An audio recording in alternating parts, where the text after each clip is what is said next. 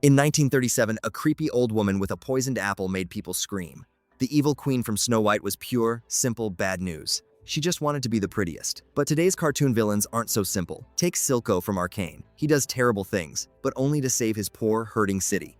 Believe it or not, half the audience actually wanted him to win. How did we go from wicked witches we love to hate to broken leaders we accidentally cheer for? What's secretly changed inside animation studios over the last 90 years? This is the complete story of cartoon bad guys. By the end, you might just take the villain's side. The Foundation Era. Disney's dark fairy tales. The story begins at the Disney Hyperion Studios in Silver Lake, California. During the Great Depression, Walt Disney and his team of animators were creating something that had never existed before. Feature-length animated films that could compete with live-action movies. Snow White and the Seven Dwarfs established the template that animated villains would follow for decades. The evil queen represented pure, uncomplicated evil. She was jealous, vain, and willing to murder an innocent girl to maintain her status as the most beautiful woman in the kingdom. The animators at Disney Studios spent months perfecting her character design. They studied live-action actresses, particularly film noir stars, to capture the sharp angles and dramatic expressions that would make the evil queen genuinely frightening. The transformation scene, where she becomes the old hag offering the poisoned apple, used cutting-edge animation techniques that required frame-by-frame hand-drawing. But the evil queen did something revolutionary for animated storytelling. She made the audience feel genuine fear and tension in a cartoon. Previous animated shorts had been comedic or whimsical.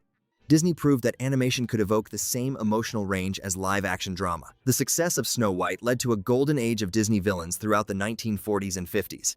Lady Tremaine from Cinderella represented psychological abuse rather than magical threats.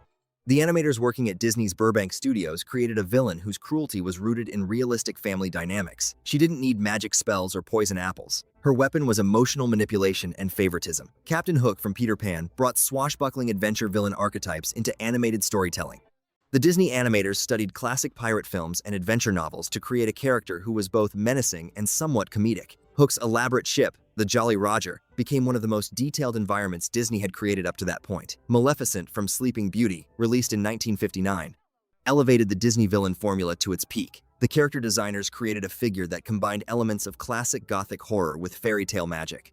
Her castle on the Forbidden Mountain and her dragon transformation sequence required some of the most complex animation work Disney had attempted. These early villains established patterns that would influence animated storytelling for generations. They were powerful authority figures who represented the obstacles heroes needed to overcome. They lived in elaborate layers that reflected their personalities.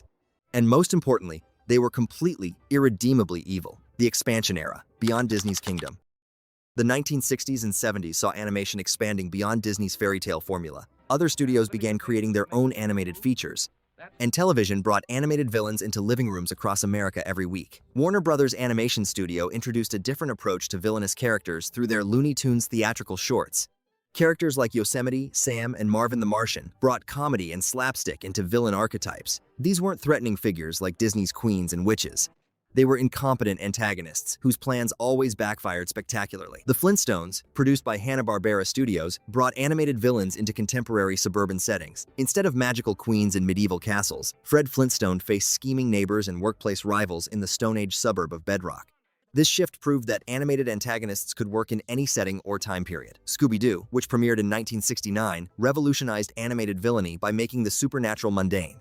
Every ghost, monster, and zombie turned out to be an ordinary person in an elaborate costume trying to scare people away from valuable real estate or hidden treasure. The various mansions, amusement parks, and abandoned buildings where these fake monsters operated became central to the show's visual appeal. The late 70s brought a significant shift with the rise of action-oriented animated television series. Shows like Super Friends introduced supervillains with elaborate plans for world domination. The Hall of Doom, where the Legion of Doom gathered in the Challenge of the Super Friends series, featured a skull-shaped headquarters rising from a dark swamp. These villains represented a new category: the megalomaniac who wanted to control or destroy the entire world rather than just harming individual heroes. Lex Luthor's schemes involved advanced technology and corporate power rather than magic spells. The Riddler brought unpredictable puzzles and psychological warfare rather than traditional conquest. This era proved that animated villains could work in any genre, from domestic comedy to superhero action to mystery solving. The medium was no longer limited to fairy tale antagonists in fantasy settings. The complexity revolution. Villains with depth. The 1980s and 90s marked a revolutionary change in how animated villains were conceived and developed. Instead of purely evil antagonists, studios began creating characters with understandable motivations and complex personalities. Beauty and the Beast, released by Disney in 1991, introduced Gaston as a villain who genuinely believed he was the hero of his own story. The Disney animation teams working in California and Florida created a character who represented toxic masculinity and social expectations rather than supernatural evil. Gaston's tavern in the French village became a gathering place for townspeople who supported his pursuit of Belle. But the real game-changer came with The Lion King in 1994. Scar wasn't just evil for the sake of being evil. He was the younger brother who lived in the shadow of a beloved king. His motivation came from a lifetime of feeling overlooked and undervalued. The Elephant Graveyard, where Scar made his plans with the hyenas, created a visual representation of the kingdom's forgotten and discarded elements. Disney animators spent months developing Scar's character design to reflect his psychological complexity. They studied real lions in African wildlife preserves and incorporated subtle details that suggested intelligence, resentment, and cunning rather than brute force or magical power. The mid-90s brought an explosion of animated television series that embraced morally complex antagonists. Batman, the animated series. Produced by Warner Brothers Animation, the show's version of the Joker was genuinely terrifying while remaining suitable for younger audiences. The animators used Art Deco architecture and film noir lighting techniques to create Gotham City as a character in itself. The various psychiatric facilities, criminal hideouts, and corporate boardrooms where Batman's villains operated reflected the psychological depth of these characters. Mr. Freeze became a tragic figure whose criminal activities were motivated by desperate attempts to save his terminally ill wife. Two-Face represented the duality of human nature and the randomness of fate. These weren't cartoon bad guys. They were studies in psychology and moral complexity. DreamWorks Animation emerged as a major competitor to Disney, with a different approach to villainous characters. Prince of Egypt featured the pharaoh as an antagonist who genuinely loved Moses, while remaining committed to policies that caused massive suffering. The elaborate palaces and construction sites of ancient Egypt provided backdrops for moral conflicts rather than simple good versus evil battles. Japanese animation continued gaining influence in Western markets during this period. Films like Princess Mononoke presented conflicts where every side had legitimate grievances and understandable motivations. Lady Eboshi wanted to protect her ironworks town and the marginalized people who lived there, while the forest spirits fought to preserve their ancient woodland homes. This era established that the best animated villains were often the ones who forced heroes and audiences to question their assumptions about right and wrong. The Pixar effect, emotional sophistication. The late 1990s and early 2000s brought another revolution in animated storytelling with the emergence of Pixar animation studios. Their approach to villainous characters emphasized emotional authenticity and psychological realism over traditional antagonist archetypes. Toy Story introduced Sid Phillips, a villain who wasn't actually villainous at all. He was just a kid who played with his toys differently than other children.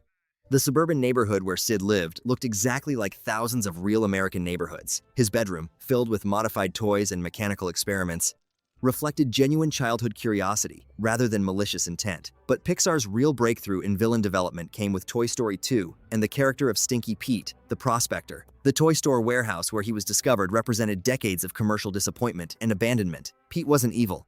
He was terrified of being forgotten and discarded, motivations that resonated with adult audiences dealing with their own fears of obsolescence. Monsters incorporated completely subverted traditional villain concepts by revealing that the entire monster society was based on a fundamental misunderstanding. The scare floor at Monsters Incorporated, with its elaborate door system and corporate infrastructure, represented how institutions can perpetuate harmful practices through ignorance rather than malice. The Incredibles brought superhero storytelling into the Pixar universe, with Syndrome, a villain whose motivations were rooted in childhood disappointment and adult resentment. His volcanic island lair filled with advanced technology reflected how intelligence and resources could be twisted by psychological damage. Syndrome's plan to eliminate all superheroes by making everyone super-represented.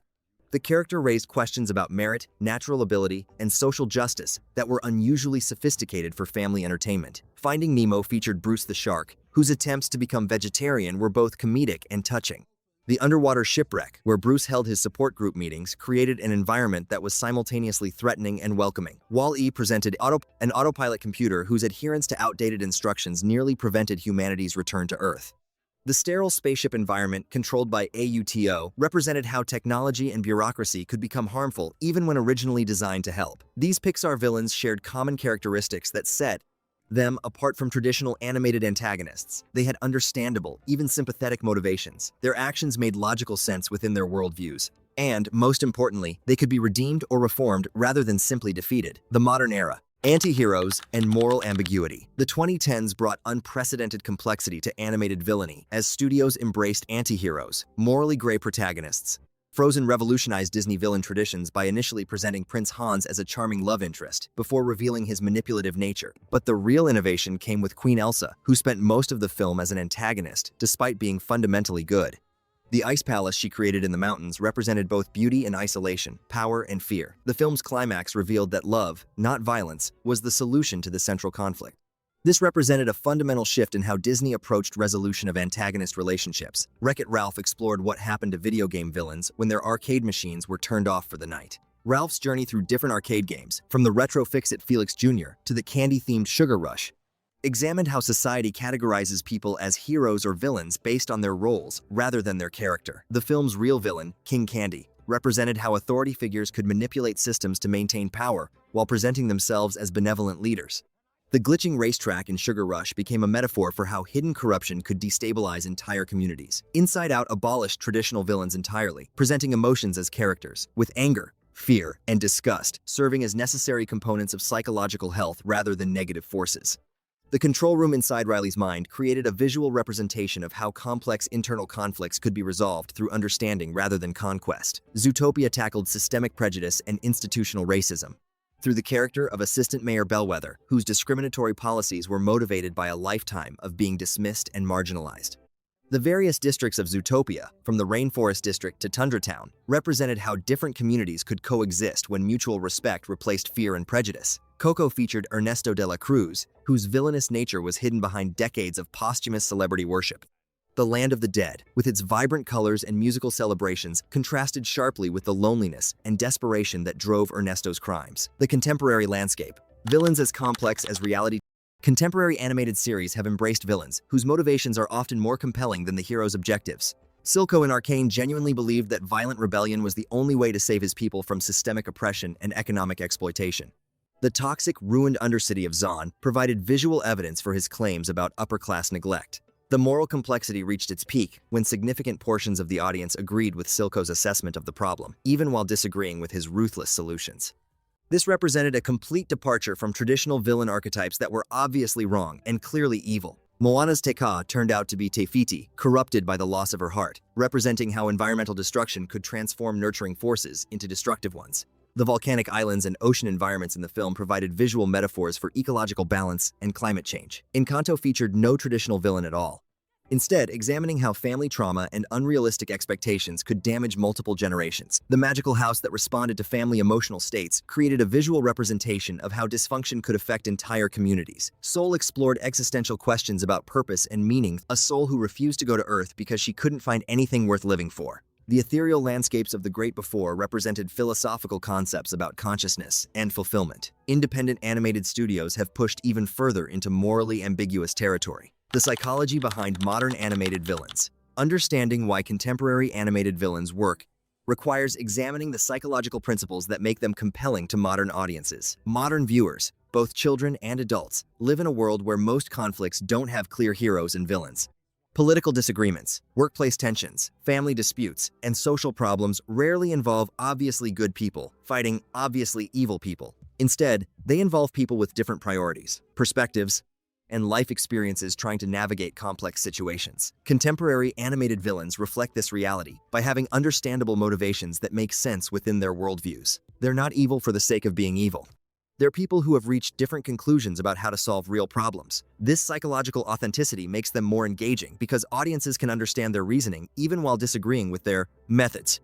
The best modern animated villains force viewers to question their own assumptions and consider alternative perspectives. The visual environments where these characters operate have also become more psychologically sophisticated. Instead of generic evil lairs or dark castles, modern animated villains inhabit spaces that reflect their emotional states and psychological motivations. Today's animated villains serve as vehicles for exploring contemporary social issues in ways that would be difficult or controversial in live-action films aimed at family audiences. Environmental themes appear frequently in modern animated villain stories.